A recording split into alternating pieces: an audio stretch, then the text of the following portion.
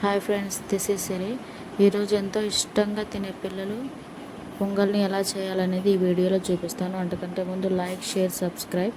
కావాల్సిన పదార్థాలు: బియ్యం, బెల్లం, పాలు, గీ. ముందుగా ఒక బౌల్ తీసుకొని దాంట్లో ఓన్లీ టీ గ్లాస్ మాత్రమే 2 గ్లాసెస్ వాటర్ పోయాలి. నేను చేస్తున్న ప్రాసెస్ చూస్తూ మీరు ఒకసారి ట్రై చేయండి. 2 గ్లాసెస్ పోయాలి. పోసిన తర్వాత అవి మరిగించాలి. కొంచెం మరిగాక తర్వాత ప్రాసెస్ చేద్దాము. సిమ్లో పెట్టి మాత్రమే చేయాలి, ఎందుకంటే పాలు పోసేటప్పుడు అవి ఇరిగిపోతుంది. చూసారా, ఈ గ్లాస్ తోటి పాలు పోయండి.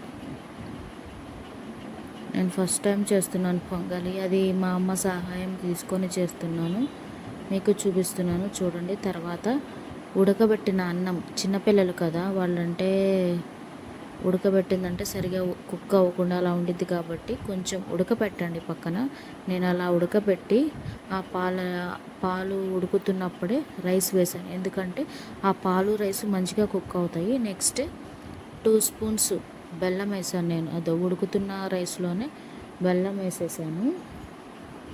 ఈ మూడింటిని బాగా కొంచెం థిక్గా వచ్చేలాగా మనము దగ్గర పడేలాగా అక్కడే దగ్గరుండి తిప్పుకుంటూ ఉండాలి.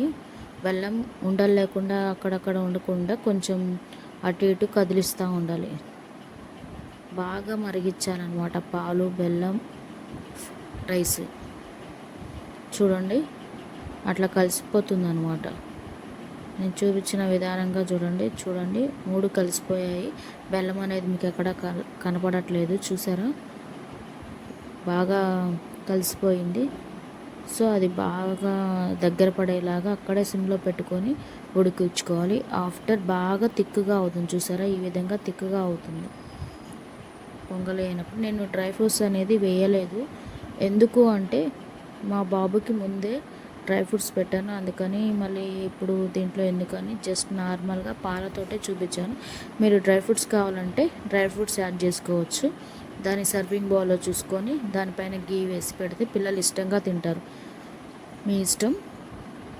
దాంట్లో మీరు డ్రై ఫ్రూట్స్ వేసుకోవాలన్నా వేసుకోవచ్చు. జీడిపప్పు, బాదం పప్పు వేసుకొని కూడా చేసుకోవచ్చు. ఈ వీడియో కానీ మీకు నచ్చినట్టయితే like, share, subscribe. Please support చేయండి ఫ్రెండ్స్. Thank you.